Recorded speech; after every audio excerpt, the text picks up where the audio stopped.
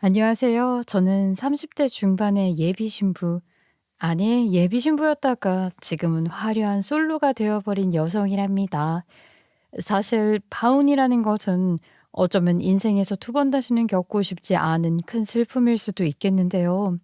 저는 오히려 파혼이 제 인생의 전환점이 된 것 같아요. 바로 한 발 뒤에 저를 응원해주고 지지해주고 있었던 가족이 있었다는 것을 깨닫지 못하고 살다가 이번 기회를 통해서 저는 가족이라는 울타리 안에 안전하게 보호를 받는 자랑스러운 딸이라는 것을 깨닫게 되었으니까요. 어떤 일이 있었는지 궁금하시죠? 제 이야기 시작하겠습니다.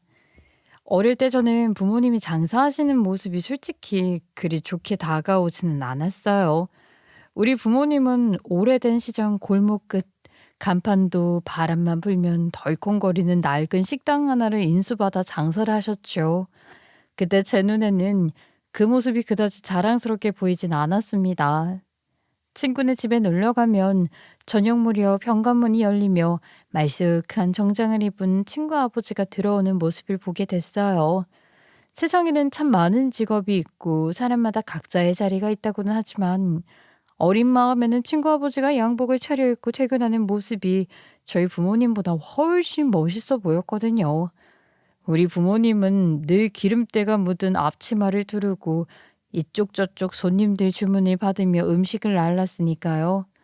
땀으로 젖은 얼굴을 바쁘게 오가는 발걸음. 그런 모습이 멋있어 보이지는 않았어요. 아빠, 왜 아빠는 양복을 입고 가게에서 일하면 안 돼요? 양복 입고 국 끓이면 국물이 맛있겠냐? 사람들이 미친 사람인 줄 알 거다. 가게는 정말 말 그대로 답이 없는 곳처럼 보였어요. 비만 오면 천장에서 빗물이 뚝뚝 떨어져서 바닥에는 여기저기 양동이를 놓아야 했고 벽은 군데군데 페인트가 벗겨져 보기에도 좋지 않았죠. 간판은 바람만 불어도 삐걱삐걱거렸고 언제 떨어질지 몰라 겁이 나기도 했습니다. 전 속으로 늘 다짐했어요. 나중에 돈을 벌면 제일 먼저 이 허름한 간판부터 바꿔버려야지 하고요. 그런데 이상하게도 부모님은 늘 행복해 보이셨어요. 손님들이 오가며 북적이는 그 공간에서 부모님은 언제나 활짝 웃으며 서로를 바라봤습니다. 이곳이 우리한테는 제일 잘 맞는 자리야. 장사하는 게 인생에서 가장 잘한 선택이고 가장 큰 기쁨이다. 그럼 처음에는 이 낡은 가게 망해버리면 어떡하나 싶었는데 지금은 봐 인수하길 잘했다 싶잖아. 저는 고개를 끄덕이는 척 했지만 사실 속으로는 답답했어요. 왜 하필 이런 구석진 시장에서 왜 이렇게 허름한 가게에서 굳이 장사를 해야 하는 걸까? 그 시절은 영어 간판이 번쩍거리는 프랜차이즈 레스토랑들이 막 들어서던 때였거든요. 사람들은 세련된 분위기의 체인점을 더 좋아했죠. 그래서 저는 우리 가게가 장사가 잘 될 리 없다고 생각했어요. 하지만 예상과는 달리 아침마다 푹 끓인 국물 냄새가 시장 골목을 가득 채우면 이른 아침부터 상인들이 하나둘 줄을 서기 시작했어요. 그 냄새는 사람을 잡아 끄는 힘이 있었죠. 저는 학교에 가기 위해 아침마다 가게 앞을 지나야 했는데 친구들이라도 마주칠까봐 괜히 주위를 두리번거리곤 했어요. 근데 엄마는 그런 제 마음을 알면서도 꼭 제 손에 주먹밥을 쥐어주셨어요. 전 괜히 투덜거리면서도 그 주먹밥을 꼭 쥐고 학교로 갔지요. 그땐 몰랐어요. 부모님이 얼마나 성실한 분들이신지, 그리고 그 성실함이 결국 어떤 힘을 만들어내는지. 그저 친구 아버지의 양복만 동경하던 철없는 아이였을 뿐이었죠.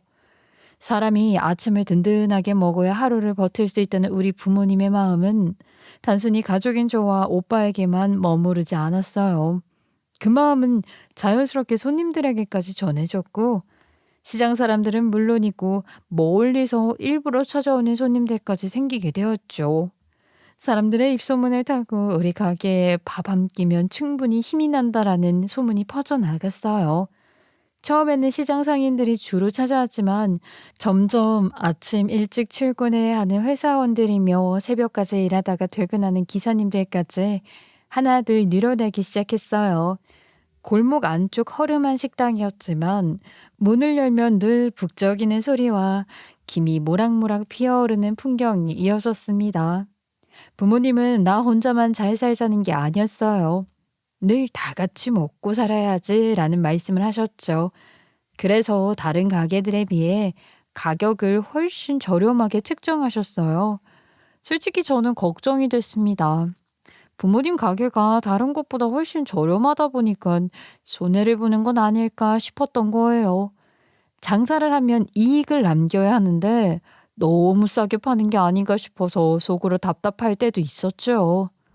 아빠, 우리 가게는 왜 이렇게 싸게 팔아요? 다른 집처럼 조금만 올려도 될 것 같은데.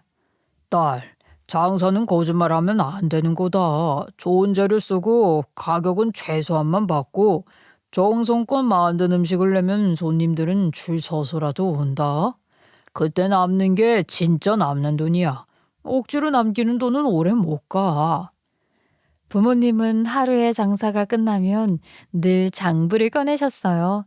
손으로 직접 숫자를 세며 원가와 매출을 꼼꼼히 계산하셨죠. 가격을 갑자기 올릴 수 없으니 재료값이 오르면 차라리 적게 주문해 오늘 한정식으로 팔았죠. 대신 원가 부담이 크지 않은 찌개류 같은 요리를 메인으로 두고 장사를 이어가셨습니다. 전 그런 부모님 옆에 자주 앉아서 그 장부를 같이 봤어요.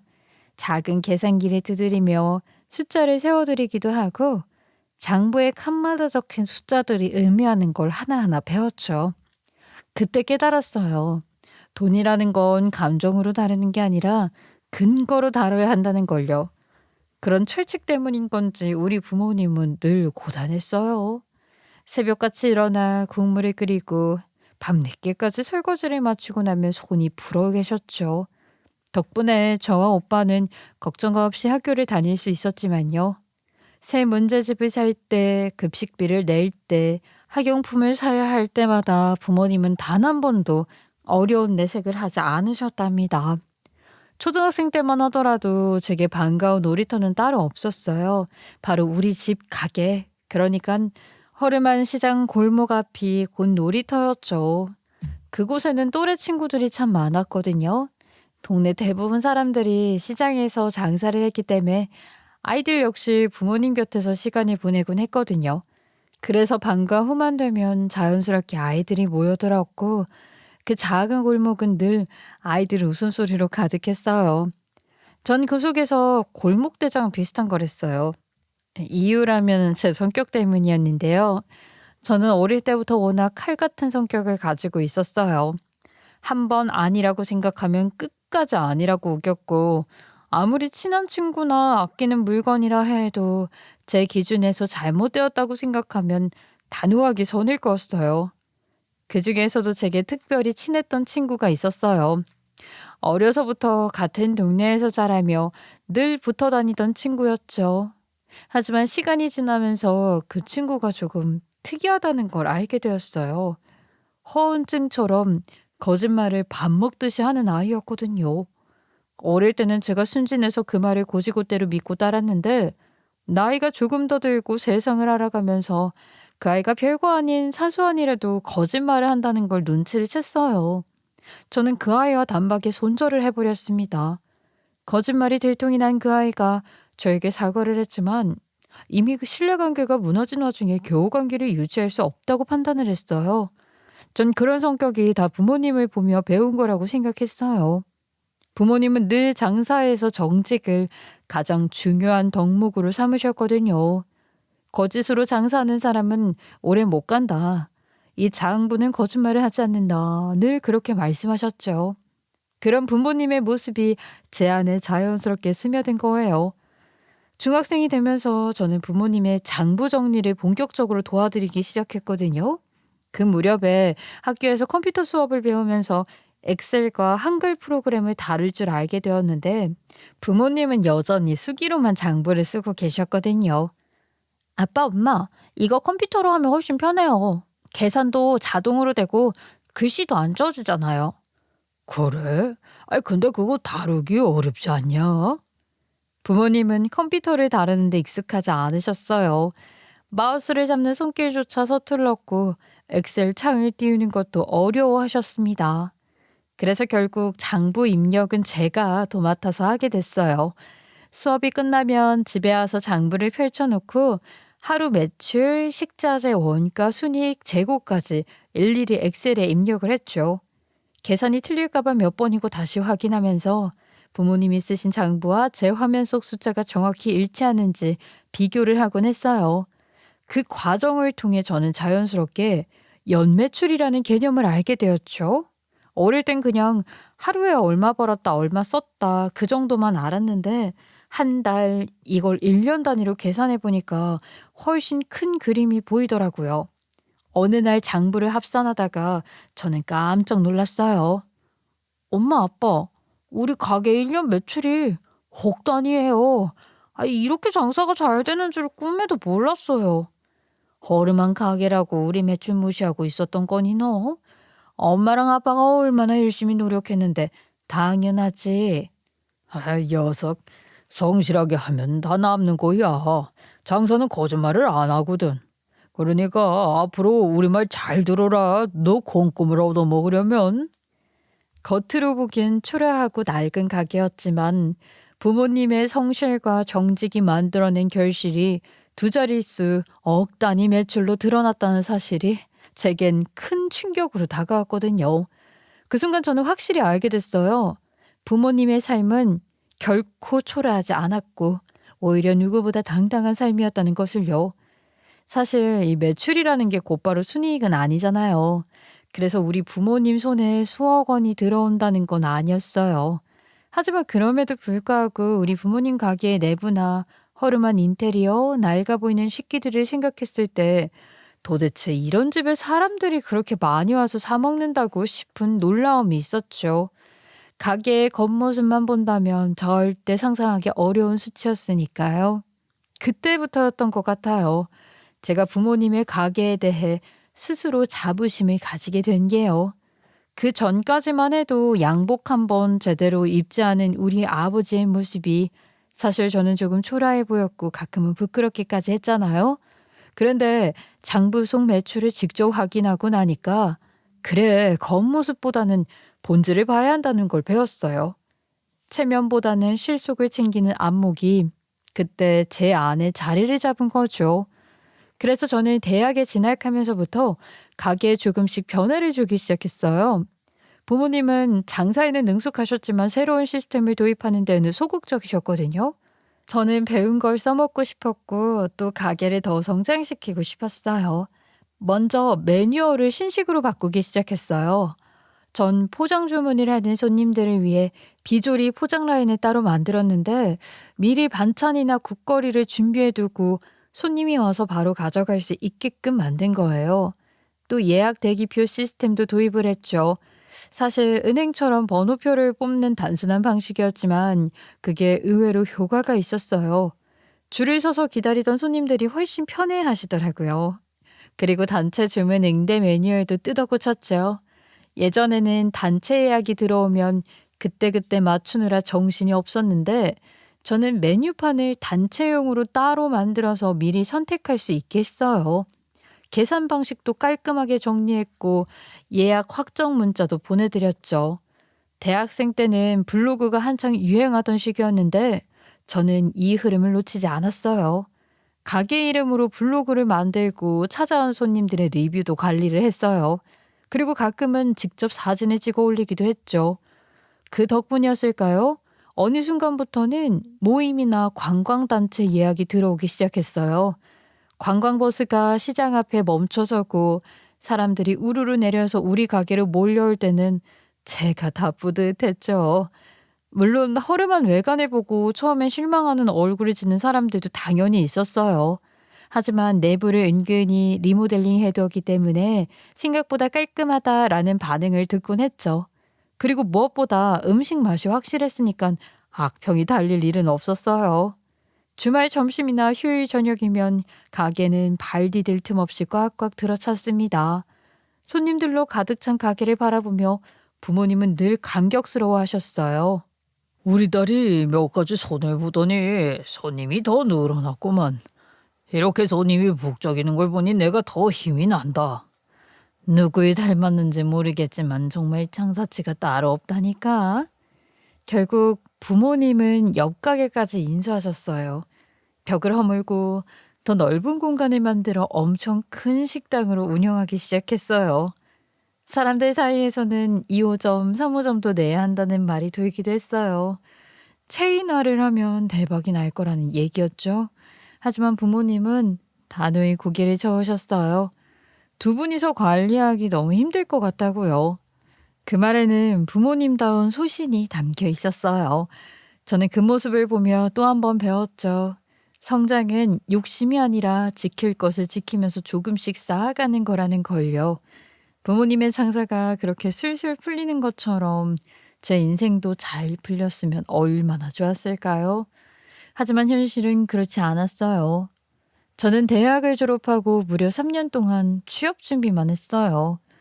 상반기에 한 번, 하반기에 한 번 이력서를 쓰고 면접을 보고 떨어지고 또 쓰고 또 떨어지고 그렇게 반복하다 보니까 어느새 1년이 훌쩍 지나버리더라고요. 합격 소식은 들리지 않고 서류 합격이라는 단어조차 점점 남의 이야기가 되어갔죠. 반면 저희 오빠는 참 얄미울 정도로 특기를 잘 살려서 한 번에 취업에 성공했어요. 집안 분위기는 당연히 비교가 됐고 저는 3년째 백수 신세다 보니 부모님 눈치가 너무 보였어요. 그래서 저는 어쩔 수 없이 가게 일을 더 돕게 됐죠. 주말이면 단체 예약이 몰려와 북적이는 가게에서 서빙을 하느라 정신이 없었어요. 그렇게 생활을 이어가던 중 드디어 27살에 취업에 성공했죠. 그날의 기쁨은 지금도 잊을 수가 없어요. 합격 문자를 확인하고는 눈물이 핑 돌았는데 저는 그때 비로소 제 인생도 조금씩 풀리기 시작한다고 믿었어요. 하지만 그 행복은 너무도 짧았어요. 저는 애사심 하나로 누구보다 열심히 일하겠다고 다짐했는데 회사가 몇 년을 버티지 못하고 망해버린 거예요. 그렇게 29살에 다시 백수가 되었죠. 처음 합격했을 때의 뿌듯함은 온데간데 없이 사라지고 또다시 취준생으로 돌아온 제 모습은 참으로 씁쓸했어요. 회사들이 요구하는 스펙들이 너무 높더라고요. 뭐 외국어 점수에 자격증에 심지어 인턴 경험까지 다 요구를 했으니 말이에요. 전 도저히 가만히 있을 수는 없겠다 싶어 영어 공부를 위해 스터디에 나가기 시작했어요. 스터디에 나가면 사람들과 소통할 수 있었고 함께 면접 준비를 하며 기업마다 뭘 중요하게 보는지 면접관이 주로 어떤 질문을 던지는지 같은 소중한 정보를 얻을 수 있었죠. 무엇보다 같은 처지의 사람들과 함께 한다는 게 큰 힘이 됐어요. 그리고 바로 그곳에서 저는 제 예비 신랑을 처음 만났습니다. 예비 신랑은 저보다 1살 어린 연하였는데 저와 비슷하게 치열하게 취업 준비를 하고 있는 사람이었어요. 예비 신랑은 늘 성실했고 공부 태도도 진지했죠. 처음에는 그저 스터디 모임에서 마주치는 동료일 뿐이었는데 그러다가 제가 먼저 취업을 하면서 스터디를 나오게 됐고 예비 신랑도 연달아 취업이 확정되었어요. 사실 취업을 한 이후로는 각자의 회사 생활이 너무 바빠서 스터디 모임에 잘 참석하지 못했어요. 서로 출퇴근 시간 문제도 있었고 업무에 치이다 보니까 자연스럽게 모임도 흐지부지해졌거든요. 무엇보다 남은 스터디 인원들 중에 아직 취업에 성공하지 못한 사람들이 있었는데 그게 은근히 마음의 벽을 만들더라고요. 괜히 미묘한 자격지심이 오가면서 예전처럼 웃으며 모이기가 쉽지 않았던 거예요. 그런데 예비 신랑은 조금 달랐어요. 워낙 사람 만나는 걸 좋아하고 또 주변 사람들을 챙기기를 좋아하는 성격이었거든요. 스터디 모임이 사실상 해체가 된 뒤에도 예비 남편은 몇몇 사람들과 꾸준히 연락을 하더라고요. 퇴근 후에는 가볍게 맥주도 마시고 취업하지 못한 사람들에게는 여기 채용 공고 났다 하며 정보를 나누고 그런 모습이 참 부럽기도 했어요. 그때 저는 처음으로 혹시 내가 사회성이 좀 떨어지는 걸까라는 생각을 했어요. 괜히 모임이 귀찮다고 피했던 제가 사람을 챙기고 관계를 이어가는 예비 신랑과 비교가 되면서요. 그러던 어느 날이었는데요. 예비 신랑에게서 오랜만에 연락이 왔어요. 누나, 저 스터디 멤버 중에 이번에 취업한 사람이 취업 통내인데요. 시간 되면 같이 가요. 거의 1년 만에 온 연락이었어요. 평소 같았으면은 바쁘다고 거절했을 텐데 그날따라 마음이 괜히 싱숭생숭하더라고요. 그래서 큰마음 먹고 모임에 나가기로 했죠. 오랜만에 사람들을 만나니까 확실히 반갑긴 하더라고요. 다들 취업 전쟁을 치르던 동지였잖아요. 잔을 부딪히며 그동안의 고생담을 털어놓다 보니까 시간 가는 줄 몰랐죠. 그런데 그중 한 사람이 제게 불쑥 이런 말을 하는 거예요.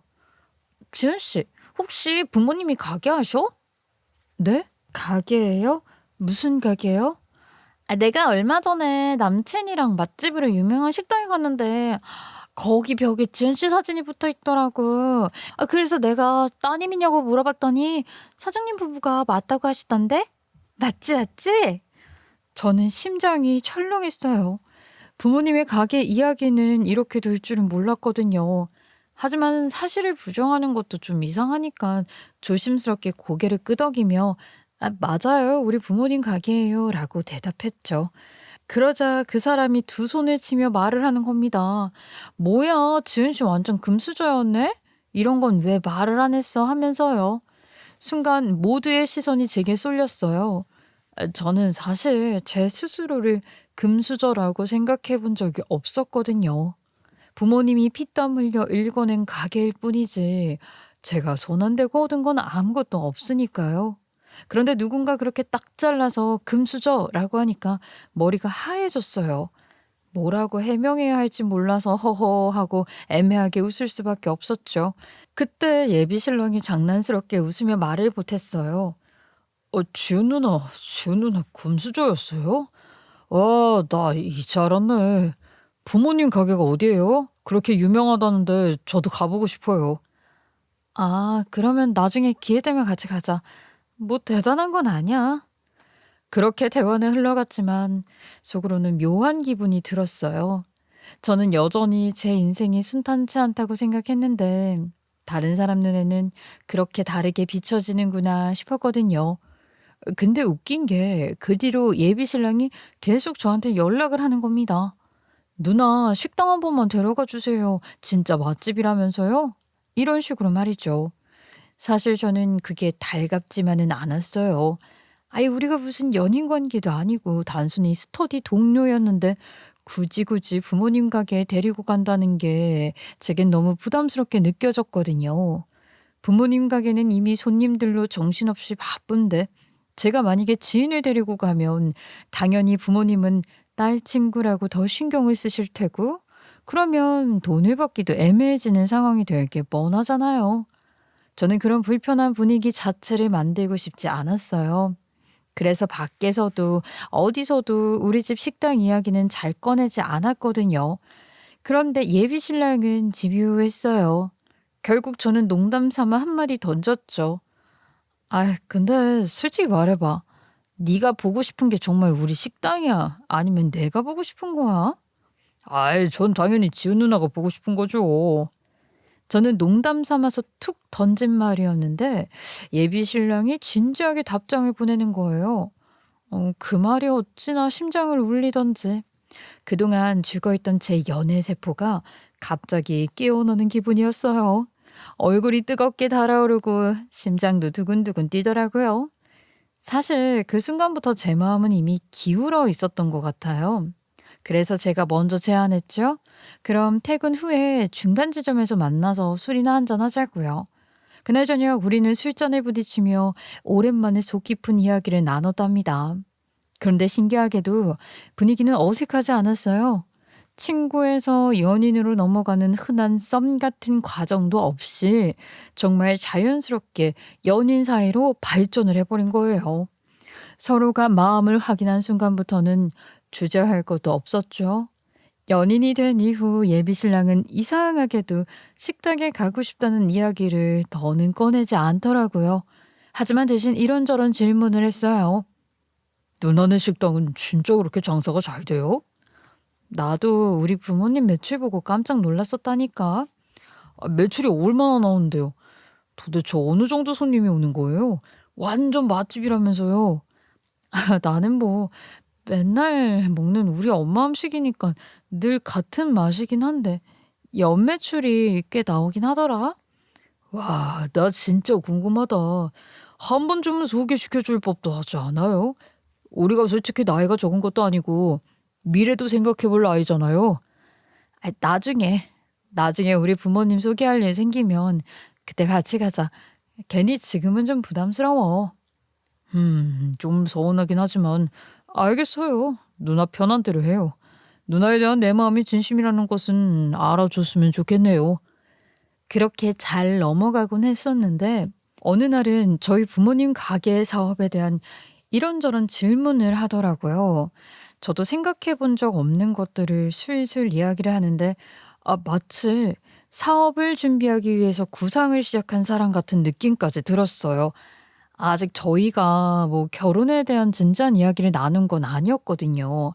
물론 뭐 먼 미래를 생각해서 나중에 결혼을 한다면 이랬으면 좋겠다, 저랬으면 좋겠다 하는 이야기를 가끔 나누긴 했지만요. 근데 예비 신랑이 자꾸만 결혼에 대한 구체적인 이야기를 꺼내면서 저희 부모님 식당까지 슬쩍 끼워놓더라고요. 근데 요즘은 맛집 식당도 밀키트 같은 거 많이 하잖아요. 인터넷으로 판매하면 매출이 훨씬 오르지 않을까요? 아, 우리 가게는 지금도 정신없이 바빠가지고 사실 옛날엔 포장 장사도 했는데 이제는 아예 포장도 안 해. 연매출이 그래도 10억 정도 나오는데 밀키트까지 신경 쓰기에는 무리야. 에? 연매출이 10억이라고요? 아이, 그 정도라면 브랜드를 키워도 충분하겠는데. 그냥 맛집에서 끝내기엔 너무너무 아쉬워요. 요즘은 단순히 밥집만 하는 게 아니에요. 프리미엄 라인으로 밀키트를 만들고 굿즈도 내고 그 온라인몰이랑 라이브 커머스까지 하면 금방 브랜드로 성장할 수 있다니까요. 이건 가능성이 진짜 커요.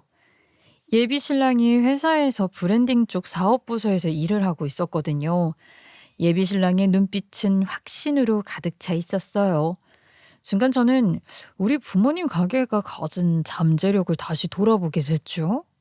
제가 대학생 시절 조금씩 시스템을 바꿨던 것처럼 이제는 더 큰 무대로 나아갈 수 있지 않을까 하는 생각이 스치기도 했어요.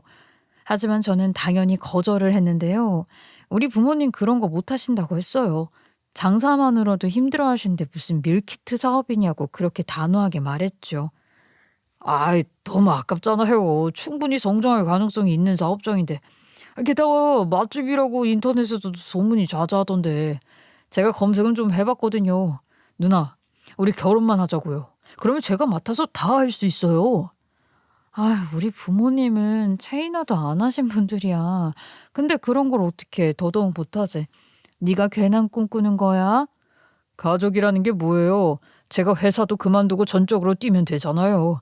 연매출 10억짜리 음식점을 두고 회사에 매달리는 게 오히려 손해 아니에요? 직장을 그만두긴 왜 그만둬? 잘 다니면서 승진도 하고 안정적으로 자리를 잡는 게 먼저지. 에이, 저거 어르신들이 이미 성공해둔 사업인데 그거 제가 당연히 물려받아서 키워야죠. 예비 신랑은 결혼만 하면은 무슨 본인이 다 해낼 수 있다고 자신만만하게 말을 하는 거예요. 그 자신감이 너무 대차서 저는 좀 헛웃음이 나올 정도였어요. 혼자 사업화까지 구체화해 놨다는데 이게 무슨 김칫국인가 싶더라고요. 저는 예비 신랑에게 회사 일이나 열심히 하라면서 일축을 했고 그때가 우리가 연애한 지 1년이 조금 안 됐을 때였어요. 예비 신랑은 머릿속에 사업 계획이 다 있다면서 하루라도 빨리 결혼해서 본인 사업을 시작하고 싶다고 했지만 저는 결혼이 너무 이르다고 생각했어요. 뭐 제 나이가 30 중반을 향해 달려가고 있었으니 신중할 필요가 있었거든요.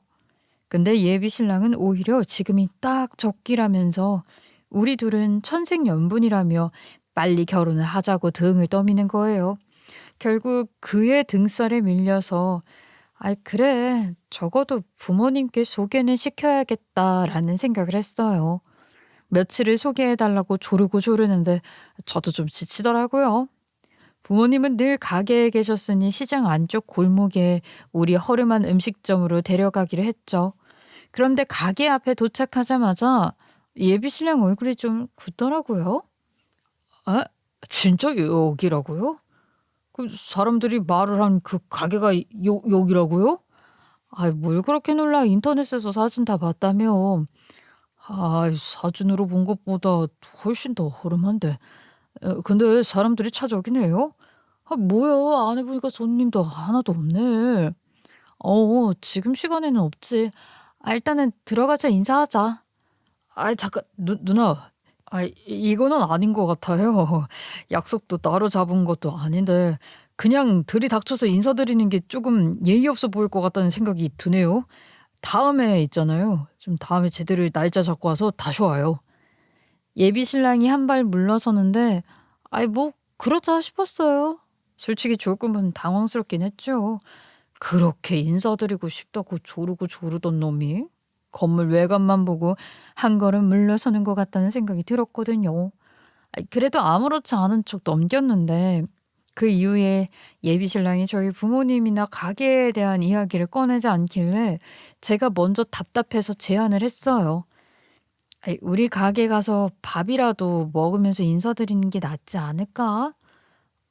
차라리 밖에서 식당 예약해서 따로 만나는 게 낫지 않겠어요? 부모님 일하시는 곳에서 첫 인사드리는 건 좀 아닌 것 같아서요. 순간 저는 우리 가게에 오는 게 내키지 않은 건가 하는 생각이 들었어요. 하지만 부모님께 말씀을 드렸더니 뭐하러 밖에서 비싼 돈 내고 밥을 먹냐고 가게로 오라고 하시는 거예요. 전 그대로 예비 신랑에게 전했죠. 그랬더니 예비 신랑이 얼굴을 찌푸리며 바쁘다, 시간이 안 맞는다 하면서 날짜를 계속 미루는 거예요. 그래서 결국 제가 따졌어요. 왜 그래? 우리 부모님 뵙고 싶다더니 자꾸 내빼는 거야? 뭐야? 내빼는 게 아니라 알겠어요. 가요, 가. 드디어 주말 우리는 우리 가게로 갔어요. 그런데 입구에 들어서기도 전에 예비 신랑이 갑자기 헛구역질을 하는 겁니다. 글쎄. 길을 지나가는 사람들이 힐끔거릴 정도로 우웩하면서 헛구역질을 하는데 괜히 민망하기까지 하더라고요. 왜 그래? 속 안 좋아? 뭐 멀미라도 했어? 미치겠네. 진짜 제가 비위가 약해서요. 위생 상태가 안 좋은 곳에서는 밥을 못 먹어요. 그 말에 제 속이 부글부글 끓었어요. 우리 가게는 보건소 위생검사에서 단 한 번도 지적받은 적이 없는 집이었거든요. 그런데도 그는 마치 더러운 곳에 온 것처럼 헛구역질을 하고 있으니 제 자존심이 땅에 떨어지는 기분이었죠. 결국 저는 기분이 상해버려 그럼 그냥 인사만 하고 나가자 했어요. 그런데 충격적인 말이 그 뒤에 나왔습니다. 누나, 우리 결혼은 없던 일로 해요. 뭐? 뭐라고? 여기까지 와서 지금 그게 무슨 소리야? 연매출 10억이라고요? 나 웃기고 있네. 누구 발목 잡으려고 그런 거짓말 하냐고요. 10억은커녕 1년에 1,000만 원도 못 벌겠구만. 내가 올 때마다 가게는 텅텅 비어있는데 뭔 맛집이야. 손님 하나도 없구만. 그 말과 함께 그는 퇴하면서 침까지 뱉었어요. 순간 눈앞이 아찔하게 흔들리더라고요. 이게 지금 무슨 상황인가 싶었거든요. 너 지금 그 말에 책임질 수 있어? 누가 누구 발목을 잡아? 진짜 이렇게 질척거릴 줄 알았다니까. 그동안 매너 있는 척 이야기를 했는데 아닌 건 아니라고 해야지. 이 썩은 가게가 무슨 연매출 10억이야. 미친 거 아니야? 내가 너랑 무슨 이야기를 하겠니? 이미 본인이 만들어둔 틀에 가둬서 이야기를 하는데 연매출이 10억인 거 못 믿겠으면 믿지 않아도 돼. 그건 너 알아서 하고 나한테까지 그 의심의 흔적을 뿌리지 말란 얘기 알았어? 야, 끝까지 자존심 부리기네. 아니 이렇게 장사가 잘 된다면서 왜 가게 간판은 다 낡아 빠졌고 요 페인트는 벗겨져서 건물이 쓰러지기 일부 직전이냐고요. 이렇게 후질근하게 장사하는 이유가 뭐냐고? 저는 순간 아무 말도 못했어요. 속으로는 화가 치밀어 올랐지만 입 밖으로 꺼내면 괜히 부모님이 욕을 들으실 것 같아서 꾹 참았죠. 근데 바로 그 순간 밖에서 웅성거리는 소리가 들리더니 사람들이 한꺼번에 몰려들기 시작했습니다. 가게 문이 활짝 열리면서 단체 손님들이 우르르 밀려 들어오는 겁니다. 사실 우리 가게가 오후에는 늘 한산해 보였던 이유가 있었죠. 예약 손님을 받는 시간이 따로 있었고 또 그날도 마침 단체 예약이 잡혀 있었던 터라 가게 내부가 텅텅 비어 있었던 거죠. 저는 예비 신랑을 향해 당당한 얼굴을 했어요. 봐라. 우리가 왜 수십 년째 장사를 이어올 수 있었는지 이제 알겠지? 하고요. 예비 신랑은 그 광경을 보고 표정이 완전히 굳어버리더라고요. 이건 또 뭐야? 손님이 왜 이렇게 갑자기 많이 들어와? 그러면서 당황해했죠. 갑작스러운 인파에 밀려 가게 안쪽으로 들어가지도 못하고 나오지도 못하고 결국 사람들 사이에 휩쓸려 가게 밖으로 밀려나기까지 했어요. 그때 그 인간 얼굴은 말 그대로 허탈하다 못해 거의 뭐 졸도 직전처럼 보였죠. 전 속으로 씁쓸하게 웃었어요. 몇 번이나 제가 우리 가게로 가서 인사드리자고 했을 때는 애써 핑계를 대며 거절하던 그 사람의 속내가 이제야 똑똑히 보였거든요. 그는 겉만 보고 우리 가게를 깎아내리며 정작 본질은 보지 못했던 거예요. 그리고 사실 우리 아버지는 몇 년 전 갑상선암 진단을 받으셨어요. 다행히 전이가 되진 않았고 수술을 통해 완치 판정을 받으셨지만 무리를 하면 안 된다고 하셔서 예전처럼 하루 종일 장사하지는 못하셨거든요. 그래서 오전에만 가게를 열고 시장 상인들 아침을 책임지셨어요. 내가 아픈 건 괜찮아도 상인들 아침은 누가 챙겨주겠니? 오전 장사는 꼭 해야지. 전 사실 그 오전 장사조차 하지 않으셨으면 했거든요. 아버지의 건강이 제일 중요했으니까요. 하지만 아버지는 늘 그 자리에서 상인들과 함께 숨쉬고 싶어 하셨고 그게 삶의 의미라고 말씀하셨죠. 그래서 오후에는 가게 문은 열어두되 손님은 받지 않고 재료 손질만 하셨어요. 그리고 이렇게 가끔 단체 예약 정도만 받으셨던 겁니다. 그러니 우리가 방문했던 시간대는 늘 오후였고 그때는 손님이 없으니까 가게가 텅 빈 것처럼 보였던 거죠. 예비 신랑은 그런 사정을 전혀 모르면서 겉만 보고 장사가 잘 안 된다고 단정을 짓고 트집만 잡았던 거예요. 제가 아버지의 병력을 예비 신랑에게 굳이 말하지 않았던 건 결혼 이야기가 오가는 상황에서 불필요한 부담을 주고 싶진 않았던 이유도 있었어요. 수술 이후에는 건강에 아무 이상도 없으셨고 굳이 그 이야기를 꺼내서 신경 쓰이게 하고 싶지도 않았거든요. 그런데 그 사정을 모른 채 예비 신랑은 끝내 우리 가게를 무시하고 의심하기만 했던 거예요. 단체 손님들이 자리를 잡고 북적이기 시작하자 예비 신랑은 자기 말이 무색해졌다는 걸 깨달았는지 갑자기 제 눈치를 보기 시작하는 겁니다. 얼굴에는 애써 웃음을 지으려는 티가 났지만 이미 굳어버린 표정은 어쩔 수 없었죠. 그러더니 슬쩍 제게 말을 건네더라고요. 일단 들어가서 이야기라도 할까요? 인사드리러 온 건데 인사는 제대로 해야죠. 저는 그의 말을 들으며 마음 한켠이 싸늘해졌어요. 방금 전까지만 해도 우리 가게를 조롱하던 사람이 이제 와서 눈치를 보며 태도를 바꾸는 모습이 참 비겁하게 느껴졌거든요. 기가 막혀서 헛웃음이 절로 나더라니까요. 제 얼굴이 싸늘하게 식자 예비 신랑은 제 눈치를 보는데 아니 이렇게 몇 분 만에 태도를 바꿀 거면서 왜 당당하게 사기꾼 취급을 했을까요? 저는 지금 제대로 잘라내야 한다고 생각을 했습니다. 언제는 내 발목 잡지 말라고 하더니 이제 와서 왜 그렇게 신경을 쓰는 건데? 파혼하자던 것도 너 아니었어? 아이 그건 실수였어요. 제가 외관을 보고 너무 충격을 받아서 말이 헛나온 거예요. 사실 제가 누나네 가게가 엄청난 맛집이라는 이야기를 듣고 브랜딩화를 준비하고 있었는데 겉모습만 보고 실망해서 그만 그랬던 거예요. 근데 제 성격을 알잖아요. 저는 상당히 칼 같은 사람이에요. 손바닥 뒤집듯 태도를 바꾸는 사람의 말을 제가 들어줄 이유는 없었습니다. 속으로는 이미 정리가 끝난 상태였죠. 사실 저도 실망을 안 했다고 하면 거짓말이었어요. 그가 보여준 이중적인 태도, 그리고 부모님을 존중하지 않는 말들이 제 마음을 완전히 쉽게 만들었으니까요. 그런데 예비 신랑은 제 반응 따윈 아랑곳하지 않고 계속 떠들어댔어요. 누나 일단은 들어가서 결혼 얘기도 하고 제가 준비한 계획도 보여줄게요. 사실은 제가 이미 브랜딩화를 구체적으로 준비했고 저희 일부는 계약금까지 줬어요.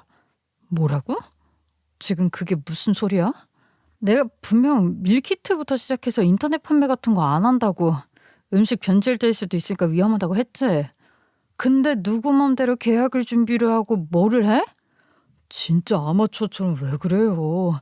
내가 일일이 다 설명까지 했는데 돈 버는 방법은 이미 다 정해져 있어요. 왜 멍청하게 가게에서만 장사를 하려고 해요? 돈 되는 일은 바로 준비해서 선두주자가 돼야죠. 제가 알아서 다 할 테니까 그냥 맡기면 된다니까요. 너 웃긴다. 왜 우리 부모님 동의도 없이 혼자 그딴 짓을 벌이냐고. 그리고 나 너랑 결혼 안 할 거야. 이제 우리 관계는 여기까지라고. 아니 지금 제가 가게 허름하다고 실수로 말한 걸로 우리 사이를 정리하려는 거예요? 그건 제가 잘못했다니까요. 진짜 그거 하나 가지고 그러지 말자고요. 너야말로 나한테 질척거리지 마. 난 너랑 결혼할 마음 없어졌거든. 우리 식당 앞에서 침까지 뱉어놓고 지금 무슨 말을 하는 건데?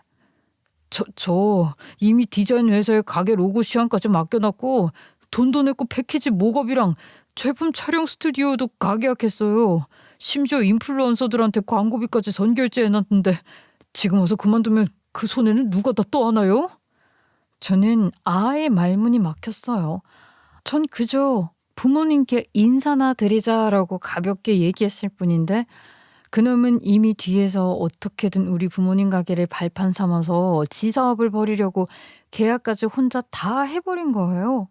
그래놓고 저한테 뒤집어 씌우듯이 몰아가는데 이건 또 무슨 소리인가 싶더라고요. 지 멋대로 계약까지 끝내놓고선 그 손해를 마치 저에게 떠안으라고 하는 것 같잖아요.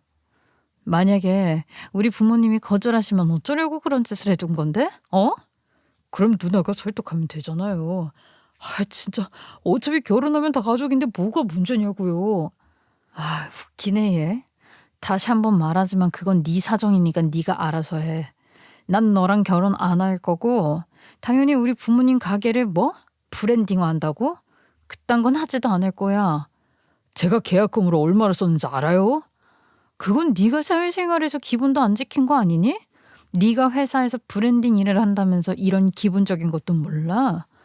우리 가족을 얼마나 우습게 봤으면 다들 네 말대로 질질 끌려올 거라고 생각했겠어? 나는 단 한 번도 동의를 한 적이 없었어. 계약금으로 얼마를 썼든 간 나랑은 상관없는 얘기라고. 예비 신랑은 여전히 손사래를 치며 변명을 했지만 그 순간 저는 완전히 정나미가 다 떨어져 버렸죠. 이 사람은 제 인생뿐 아니라 우리 부모님 인생까지 망가뜨릴 수 있는 사람이었거든요. 지금 당장 꺼져라. 더는 내 앞에 나타나지도 마. 좋아요. 나도 이렇게 물러설 순 없지. 내가 쓴 사업 준비금 전에 누나가 다 내나요? 안 그러면 법적 소송도 나요 불사할 거예요. 심지어 그 인간은 퇴직금까지 미리 땡겨서 썼다면서 자기 손해를 어떻게 보상할 거냐고 손해배상을 요구하는 겁니다. 아니 웃기지 않아요? 무슨 계약서를 쓴 것도 아니고 하물며 구두로 합의한 적조차도 없는데 지 혼자 그냥 설레발치고 지 혼자 돈 날려놓고 저한테 책임지라는 모습이 제법이나 우습게 보였죠. 전 단호하게 돈은 한 푼도 배상해 줄 수 없다고 했고 뭔 자신감인지는 모르겠지만 예비 신랑은 소송이라도 불사할 생각이라며 준비 단단히 해두라고 말을 하더라고요. 어디 믿는 구석이라도 있나 싶더라고요. 그랬더니만 며칠 뒤 저한테 내용 증명이 도착했는데요. 발신인은 예비 신랑이었고 사업 준비금 반환을 요구하는 공문이었어요. 그걸 받아들고 저는 기가 막혀서 서류를 펼쳤는데 의외로 꽤 논리정연하게 적혀 있더라고요. 결혼을 전제로 공동사업 협의가 있었고 그 신뢰를 믿고 본인이 퇴직금까지 끌어다 비용을 사용했다. 따라서 손해배상과 부당이득 반환이 가능하다. 저는 글자를 한 줄 한 줄 읽으면서 그야말로 황당함을 감출 수 없었어요. 아니, 제가 언제 사업 협의에 동의를 했다고요. 내용 증명이 도착을 한 날 당연히 부모님은 뒤집어지셨어요. 이게 도대체 무슨 일이냐고 해명을 하라고 하시더라고요. 저는 뭐 더 숨길 것도 없어서 그동안 있었던 일을 솔직하게 다 말씀드렸답니다. 부모님은 들으시더니 한숨을 크게 내쉬며 기가 막혀 하셨어요. 그러면서 단골 손님 중에 아는 변호사가 있으니까 그분께 여쭤보자고 하셨어요. 며칠 뒤 변호사님을 만나 이야기를 털어놓았는데 변호사님은 제 이야기를 다 들으시고는 차분히 물으시더라고요. 재훈 씨, 혹시 서류로 남긴 게 있나요? 메일이나 문자라도 좋습니다. 아니면 녹취 파일이라도 있나요? 재훈 씨가 사업을 긍정적으로 이야기한 흔적이 조금이라도 있나요? 아, 없습니다. 전 처음부터 끝까지 브랜딩하는 생각 없다고 못을 박았어요. 그리고 확장 같은 건 절대 안 한다고 했습니다. 좋습니다. 그렇다면은 소송 준비합시다.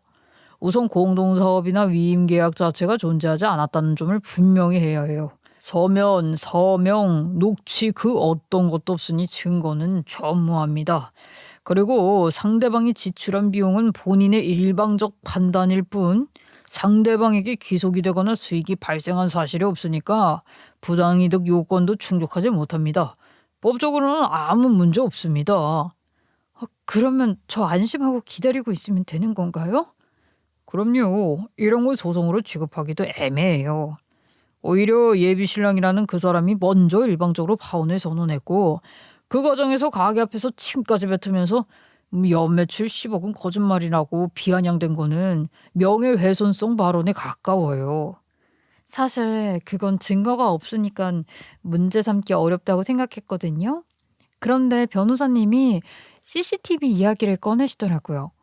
순간 제 머릿속이 번쩍했죠. 우리 가게 입구에 CCTV가 설치되어 있었거든요. 저는 부모님께 바로 말씀드렸고 아버지가 노트북을 열어 영상을 확인하셨어요. 화면 속에는 예비신랑이 가게 앞에서 얼굴을 찡그리며 침을 퇴 뱉는 장면이 그대로 녹화돼 있었답니다. 그 순간 저는 치밀어 오르는 분노와 함께 묘한 통쾌감을 느꼈어요. 이제 그가 한 짓을 고스란히 보여줄 증거가 제 손에 들어온 거니까요. 그래서 우리는 혹시라도 소송이 들어오면 곧바로 역고소를 할 준비를 하고 있었어요. 그런데 그 멍청한 인간이 정말 돈에 눈이 멀었는지 결국 민사소송을 걸어버린 거예요. 예비 신랑은 사업계획서와 각종 견적서, 인플루언서 광고 선결제 영수증까지 증거랍시고 줄줄이 내놨어요. 서류 두께만 보면 그럴싸해 보이긴 했죠. 하지만 가장 중요한 것들, 저와의 계약이라든지 제 동의 의사, 지분 합의 같은 핵심 증거는 단 하나도 없다는 거였어요. 말 그대로 혼자서 꾸민 일방적인 증거일 뿐이었죠. 재판부도 사건을 길게 끌 이유가 없다고 판단을 한 것 같았어요. 결국 판결은 꽤 쉽게 내려졌고요.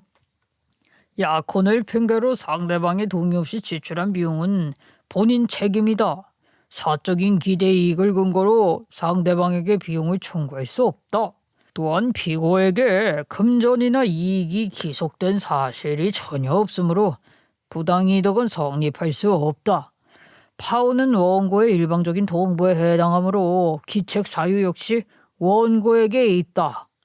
판사의 목소리가 법정을 울리는 순간 제 마음은 시원하게 뚫리는 것 같았어요. 모든 판결 조정 결과는 예상을 벗어나지 않았어요. 예비신랑 측 청구는 전부 기각, 거기에 소송 비용 상당 부분까지 예비신랑이 부담하라는 판결이 덧붙여졌죠. 판결이 끝나자 예비신랑의 얼굴은 사색이 됐어요. 이런 법이 어딨어요. 내가 쓴 돈은 그러면 어디 가서 돌려받냐고요. 그 울부짖음을 듣는 순간 저도 모르게 코웃음이 나더라고요. 그걸 왜 우리한테 말을 해. 지 혼자 설레발치면서 돈을 쓴 거면서 책임질 사람은 본인밖에 없지요. 판결문이 낭독된 뒤에도 예비신랑은 계속 중얼중얼거렸어요. 억울하다 억울하다 고개를 푹 숙이고서는 마치 세상이 무너진 사람처럼 주저앉아 버리더라고요. 정말 기절이라도 할 기세였는데요. 물론 그가 날린 돈이 적지 않아 보이긴 했어요. 퇴직금에 광고비에 디자인비에 어림잡아도 수천만 원은 좋게 돼 보였거든요. 하지만 그게 저와는 무슨 상관입니까? 저는 애초에 동의한 적이 없었으니까요. 저는 그를 바라보며 어깨를 툭툭 털어주었어요. 그리곤 차갑게 말했죠. 다음부터는 확실하게 계약서 작성하고 지출하도록 해. 사회생활하면서 배운 게 뭐야? 브랜딩 부서에서 일했다고 그렇게 떠벌리더니 이렇게 기본적인 것도 몰라서 어떻게 일을 할 수 있겠어? 그 말에 예비신랑의 눈이 붉어지더니 눈물까지 글썽이더라고요. 하지만 제 마음은 전혀 흔들리지 않았답니다. 이 사람 때문에 부모님이 상처를 받을 뻔했고 제 인생까지 망가질 뻔했는데 뭔 동정심이 들겠어요. 누나 내가 잘못했어. 어떻게 지금이라도 다시 한번 나에게 기회를 주면 안 될까? 어? 법원까지 왔는데 이제 와서 무슨 용서? 기회? 차라리 다른 직업 알아보는 게 어때? 네가 말하던 선두주자라는 건 이렇게 남한테 피해 끼치고 기댈 줄만 아는 사람한테는 전혀 어울리지 않거든. 그 말에 그는 고개를 떨군 채 아무 말도 하지 못했어요. 전 발걸음을 돌리며 단 한 점의 미련도 남기지 않았습니다. 이 사건 이후 저는 어느 정도 예상했어요. 그 스터디 같이 했던 사람들 사이에서 무슨 말이 오갈지 말이에요. 아무리 그래도 사랑하는 사이라고 했던 사이였는데 소송까지 간 건 지나치지 않냐고 은근히 예비신랑 편을 들면서 저를 뒷담화 할 수도 있겠다는 생각이 들었죠. 사실 워낙 전 예비신랑은 사람 관계를 잘 챙기던 사람이었거든요. 술 한 잔 사주고 정보 나눠주고 다정한 말 한마디 건네면서 주변 사람들에게 호감을 사는데 능숙했어요. 반면 저는 그런 성격이 아니었거든요.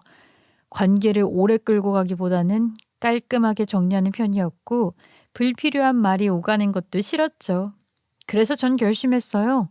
그들과의 연락을 전부 끊어내기로요. 사람은 누구와 어울리느냐에 따라 삶의 방향이 달라지니까요. 저는 지금 제 일에 몰두하면서 회사 생활 꾸준히 이어가고 있어요. 돌고 돌아서 제 인생에서 최악일지도 모를 경험을 했지만 그 일을 통해 얻은 교훈은 정말 컸어요. 사람을 함부로 믿어서는 안 된다는 것, 연인 관계라고 해도 지켜야 할 선과 원칙이 있다는 것, 그리고 무엇보다도 제 자신을 지켜야 한다는 걸 배웠거든요. 우리 부모님은 이번 일을 겪고 나서 가게 리모델링을 할까 고민을 하시더라고요. 이제는 손님들이 더 편하게 오실 수 있게 바꿔야 하지 않겠냐? 아빠, 엄마, 저는 이 허름한 외관이 우리 가게의 트레이드마크라고 생각해요. 겉모습만 보고 진짜 가치를 보지 못하는 사람들이야말로 눈이 잘못된 거죠. 우리 가게는 언제나 맛과 성실로 증명해 왔잖아요. 그걸 아는 단골 손님들이 진짜 보물이죠? 부모님은 제 말에 한참을 웃으셨어요. 그러고는 네 말도 일리가 있다 하시면서 결국 리모델링은 잠시 미루기로 했죠. 한편 전 예비신랑은 판결 이후 완전히 무너졌어요. 민사소송에서 패소한 뒤 그는 회사를 그만둔 상태라 갈 곳이 없었고 투자 명목으로 긁어모았던 돈까지 전부 날려버렸죠. 거기다가 무슨 인플루언서 광고비, 촬영 스튜디오 계약금 등 선결제한 비용을 돌려달라며 요청을 했지만 환불 불가 조건이 대부분이었으니 그야말로 건질 수 있는 건 한 푼도 없었대요. 결국 그는 비더미에 올라앉았고 그 이후 소식은 연락을 끊어버려서 모르겠어요. 저는 지금 제 삶에 만족해요. 매일 출근길에 부모님 가게 앞을 지나면서 문 앞에 줄 서 있는 단골 손님들을 보면 마음이 뿌듯해져요. 우리 가게는 여전히 허름한 간판을 달고 있지만 그 안에 담긴 정성과 성실은 그 누구도 흉내낼 수 없는 진짜 가치니까요. 마침내 마지막으로 저는 이렇게 생각해요. 허영심에 눈이 멀어 자기 인생을 스스로 망친 전 예비신랑이 언젠가는 진심으로 후회하며 다시는 같은 잘못을 반복하지 않기를요. 하지만 동시에 저는 더 이상 그 사람을 걱정하지 않아요. 이제는 저와 아무런 상관이 없는 사람이니까요. 전 저대로 제 길을 꿋꿋하게 걸어 나갈 겁니다. 제 긴 이야기 들어주셔서 감사합니다.